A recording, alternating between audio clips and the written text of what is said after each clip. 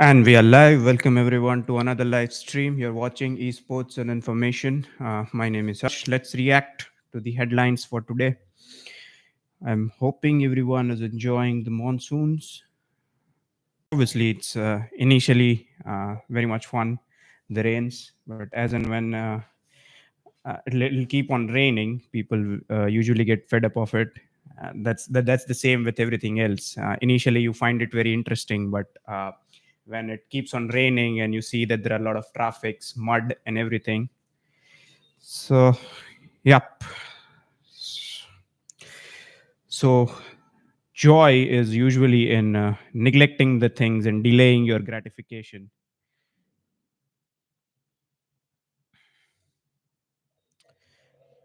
Right. Let's see what do we have.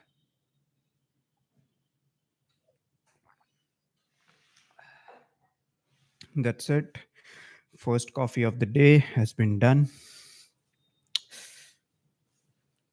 I wouldn't say I'm an addict. I wouldn't say I'm a caffeine addict, but I usually enjoy a few cups of coffee throughout the day. It just keeps me well energized, I would say. Okay.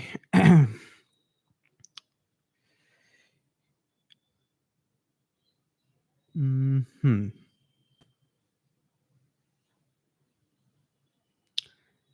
So we'll start with Bharat maintained top spot as leading source market for Sri Lanka's tourism sector. Okay, majority of the tourists that the island country of Sri Lanka has comes from Bharat. Okay, I wouldn't say it's interesting or surprising because of the cultural proximity that Sri Lanka has. You know, uh, yeah. So people go there, and majority of them come from our country because it has, like I said, a cultural significance. Most of the nationals of Bharat, they still believe that Lanka has it resonates with their imagination of the epic that we have, that is Ramayana or Ramayan for that matter. And we still believe that yes, it was you know home to a king that had abducted that had abducted the uh, the other half of King Rama, and he had to face a lot of difficulties to get her back, and in that process, King Rama had killed Ravana. Yes, so this is based on the data released by the Sri Lanka Tourism Development Authority. I would say, I mean, yeah, it's a nation. It's like a next door neighbor for us, Sri Lanka. The closest help that Sri Lanka gets is obviously going to come from us, not any other country. Yep.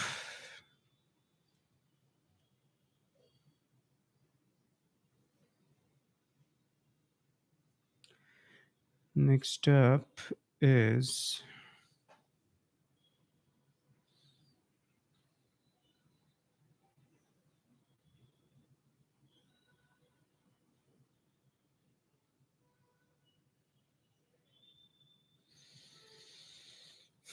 Admiral Dinesh K. Tripathi, Chief of Naval Staff. Okay, Chief of Naval Staff is the top spot in the naval force. So Indian Navy pays tribute to brave hearts of Bangladesh armed forces who made the supreme sacrifice during the liberation war of Bangladesh at the Shikha Anirban Eternal Flame at Dhaka.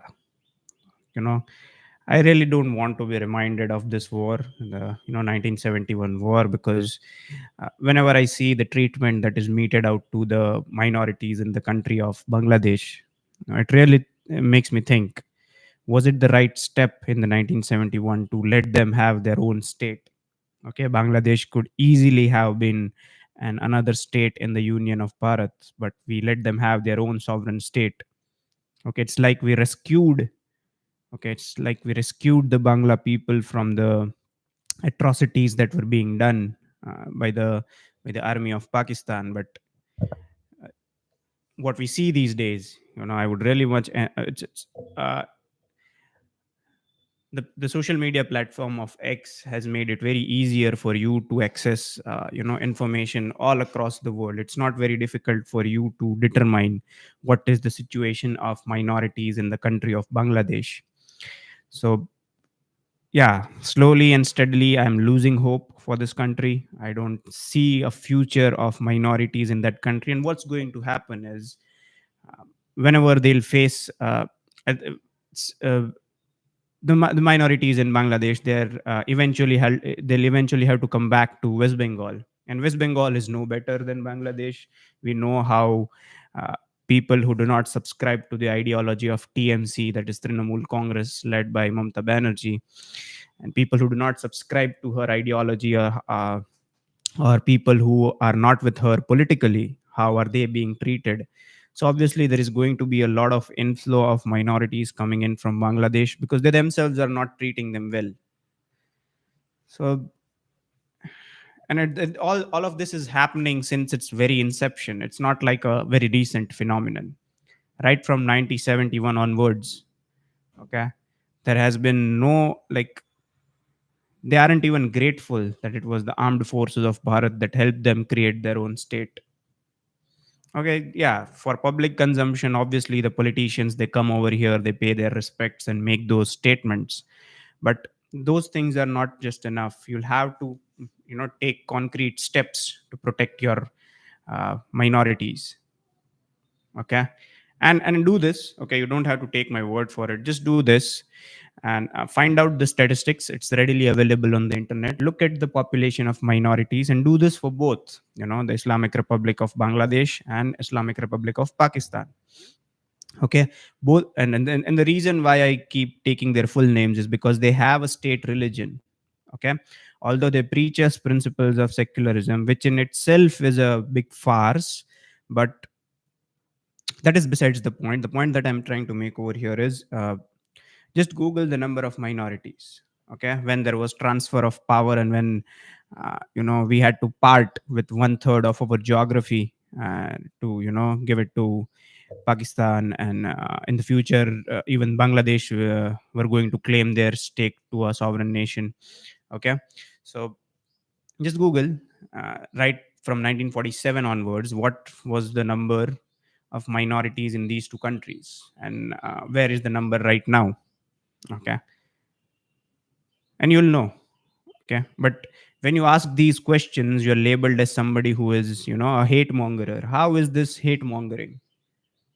Okay, I would really urge people who call this hate mongering to please get another dictionary.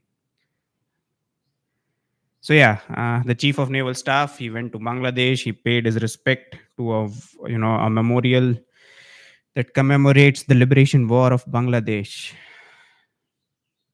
So that's why I keep stressing, okay, read contemporary history. You need to read contemporary history.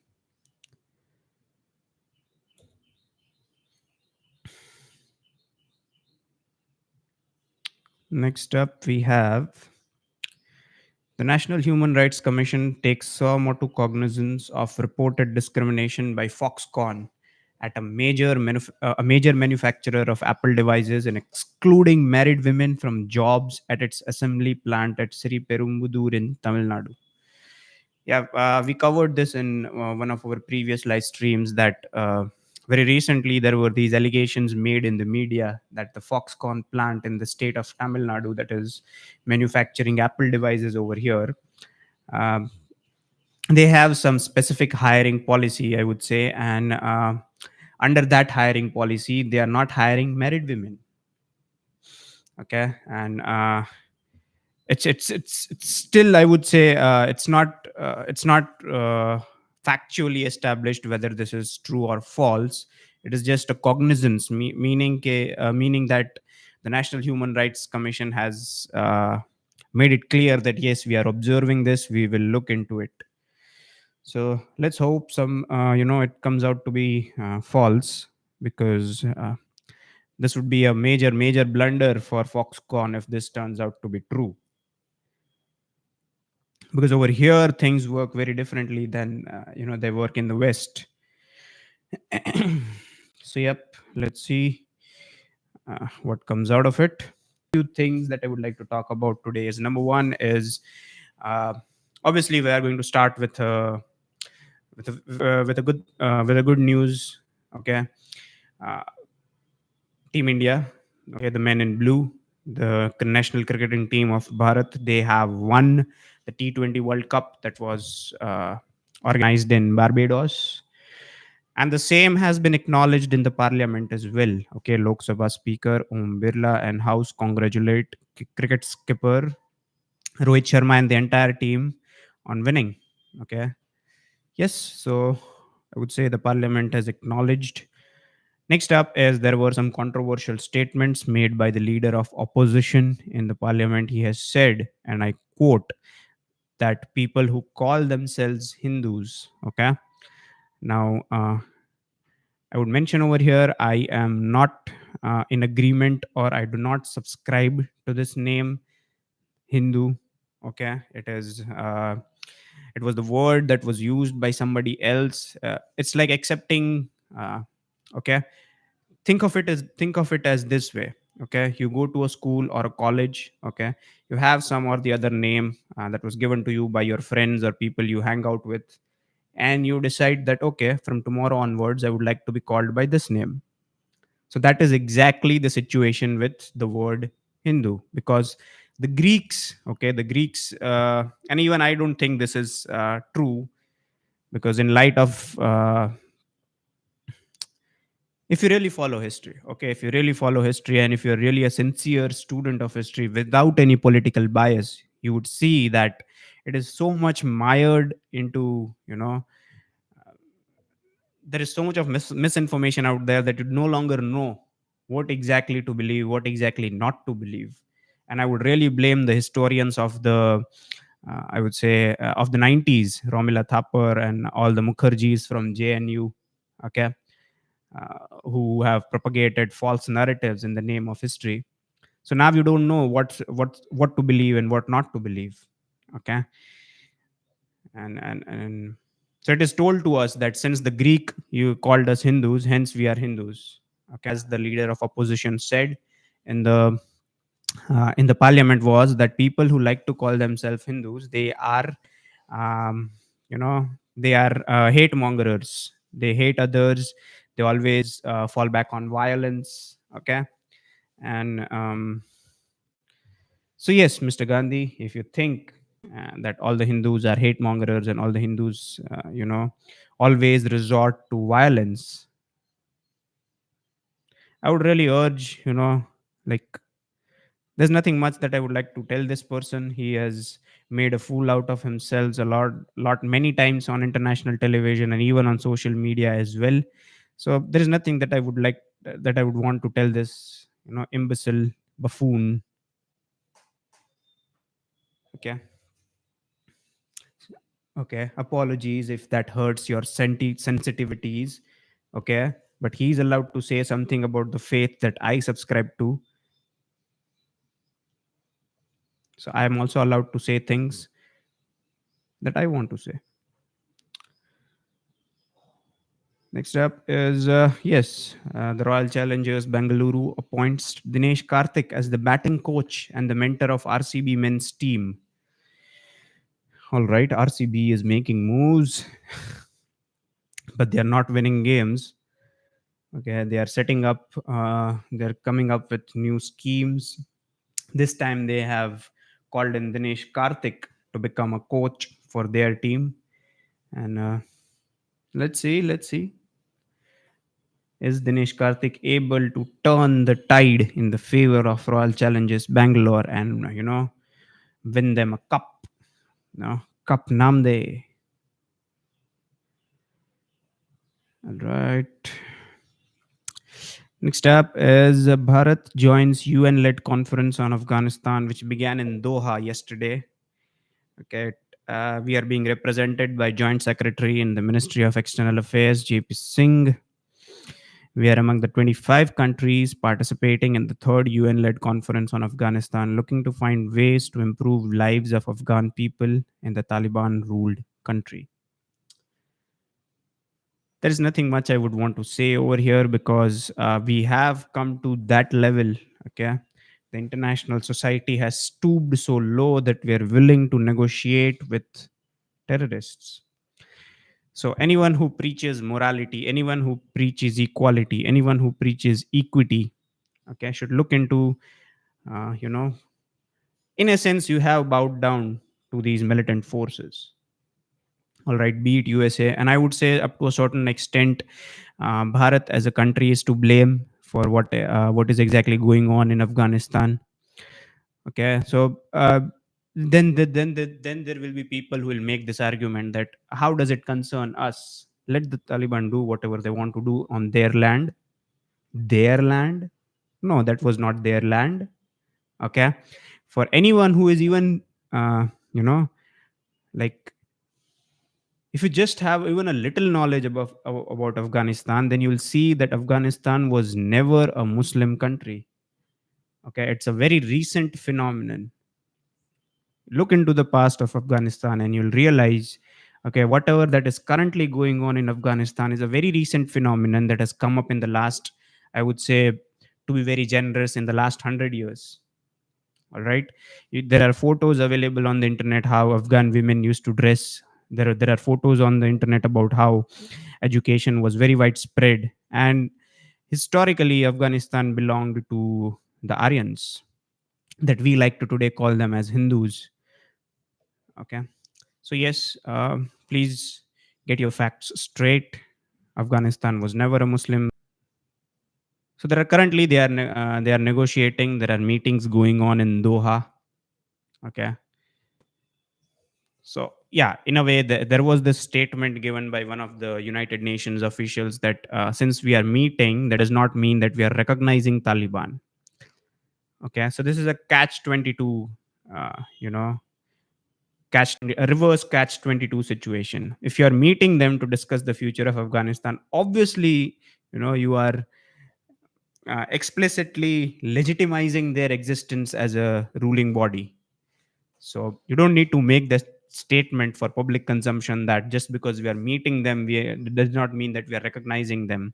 So the mere fact that you're meeting them, okay, it itself is testimony to the fact that you are legitimizing their rule over a sovereign country. Okay, the United Nations is legitimizing the rule of a militant terrorist body over a sovereign nation. It is what it is. You can, justify it as in a manner that you want it to, but it is what it is.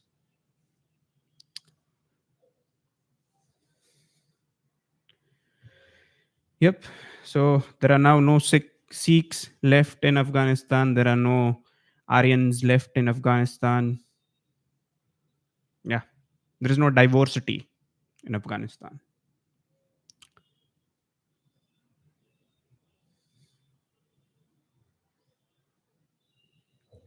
Okay, Bharat initiates an anti-dumping probe pertaining to glass fiber imports from China, Thailand, and Bahrain.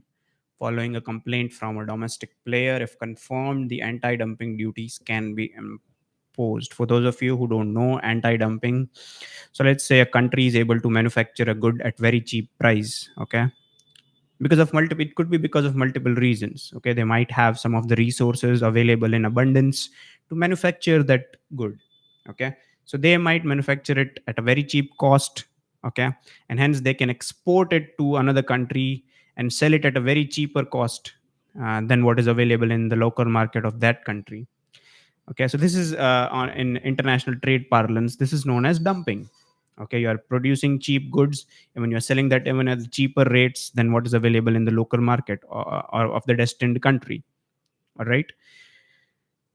So now there is an anti-dumping probe that we have started, in glass fiber imports from China, Thailand, and Bahrain. So these three countries, namely China, Thailand, and Bahrain, they are dumping their glass fiber products and selling it at cheaper rates, even cheaper than what is available locally. So there was a complaint from a domestic player, and they have started a probe. If confirmed, anti-dumping duties can be imposed. So if this is confirmed, if the probe yields the result that there indeed is a dumping dumping action going on. So they will definitely come up with anti-dumping duties. And when I say anti-dumping duties, I mean they will simply just raise tariffs. Okay, so hence they cannot sell so cheap. But yeah, let's see what else do we have. 32 virtual court studios inaugurated in a model jail, Chandigarh. Okay. Uh, so we have covered this that very recently there were three laws, three new, criminal laws or a compilation of criminal laws and regulations have come into force on 1st of July. Bharat Bharatiya Nyaya Samhita Suraksha. I don't exactly remember the name, but they are a good step. Okay, a good initial step in the direction of, you know,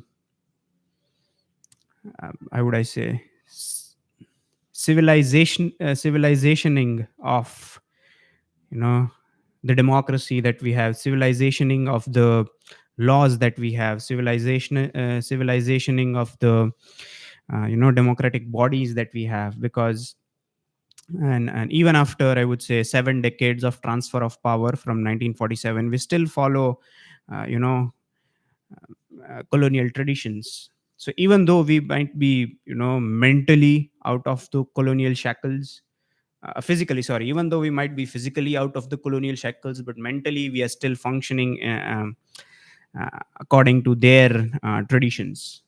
All right, so it's a good start. They have, started to think on the lines of, we need to reorient and recalibrate these laws based on our native philosophies. Okay.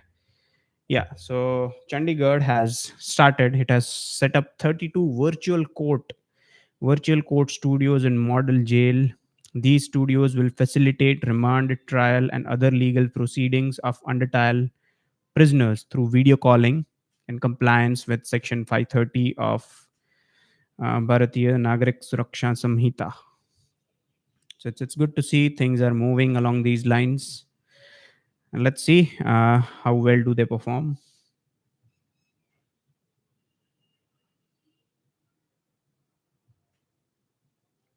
Let's see how well do they perform. We will. Hmm. Okay. There is an exchange of list. All right. So first of all, there is an agreement named Bilateral Agreement on Consular Access 2008. It was signed between the nation of Bharat and Pakistan. It was signed in, I would say, it's not written over here, but yes, this agreement is signed between both the neighbors. And under this agreement, you are required to share a list. You are required to share a list of civilian prisoners that you are holding for, So look at it this way: there are some civilian prisoners that we are holding, that are Pakistan origin persons, and there are some civilians that Pakistan is holding that are nationals of Bharat. So they have exchanged a list. Okay, and if you need exact figures, all right, if you need exact figures, here they are. Bharat has shared names of 366 civilian prisoners and 86 fishermen in her custody. Okay, so we have 366 civilian prisoners and 86 fishermen of Pakistani origin or are believed to be Pakistani. Okay, whereas Pakistan has 43 civilian prisoners and 211 fishermen in their custody. Okay, so they have exchanged this list. It is mandated under this bilateral agreement on consular access. So fishermen usually they are caught in the Arabian Sea. Majority of them are from the Kutch peninsula of the state of Gujarat. They usually, these people are fishermen, and they're not exactly aware about the international maritime boundaries. And due to the lack of reasons, they are kept, they're kept over here. And yep.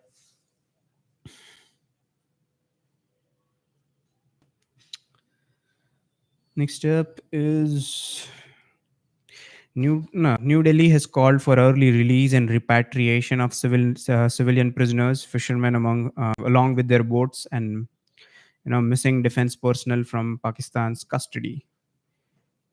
Yeah, there are definitely going to be some back and forth negotiations between two states, and yep, let's hope you know this process is expedited and all the civilians can return back to their families, and that goes for both the sides.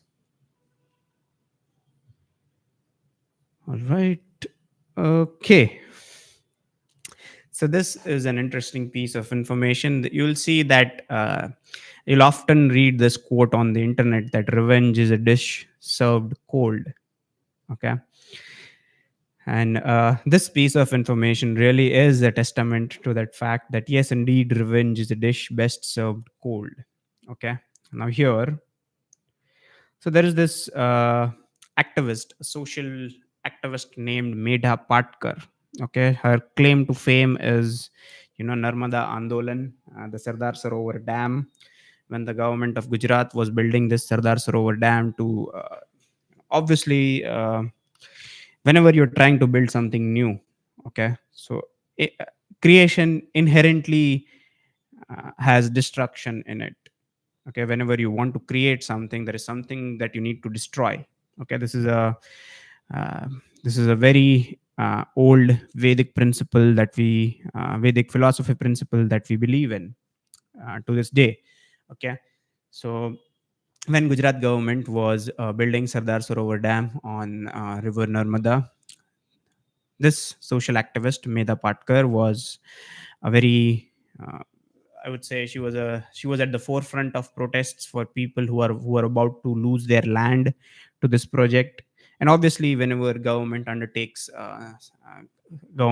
such initiatives, obviously they give some sort of compensation to these people who are about to lose their land. But she was very adamant. She was completely against the project, and yeah, so her now Delhi court sentences social activist Medha Patkar to 5 months of imprisonment in a criminal defamation case.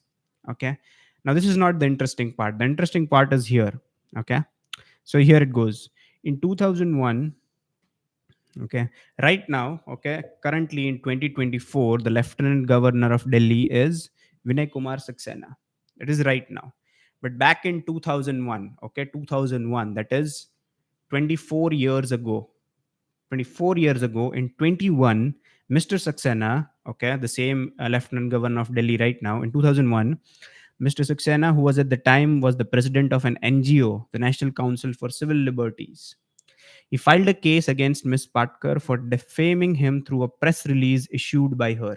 Okay, in 2001, Ms. Patkar, she made a press release, and she might have said something controversial in that press release. He had approached a local court in Gujarat's Ahmedabad, which took cognizance of the offense. Okay, so when malicious. So this person, the Lieutenant Governor of Delhi, Vinay Kumar Saxena, has waited 24 years. Okay, and now he has gotten, I would say, a conviction for Ms. Patkar that indeed her actions were deliberate and malicious. So there was a defamation case that he filed, and justice has been served, I would say. Good luck, Meta Patkar. I mean, she's an old lady, I would say. So 5 months of imprisonment might be difficult for her, but I'm sure government will take necessary measures to make sure that you know uh, the decency of this lady is not violated. But indeed, if she has done a if indeed she has done a malicious deed deliberately, she must pay for it. Next up is Turkey. Turkey. Turkey. Turkey mediating Somalia Ethiopia talks on port deal. Okay. So there are two East African countries, Somalia and Ethiopia. They have been, fighting incessantly. And when I say fighting, I mean they are having some, disputes. Okay. So now Turkey is mediating between them.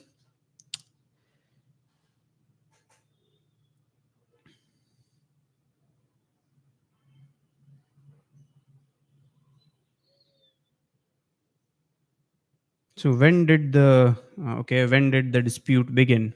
Okay, the dispute began when Ethiopia agreed to lease 20 kilometer, 12 miles of coastline from Somaliland in exchange for recognition of its independence. Okay, okay.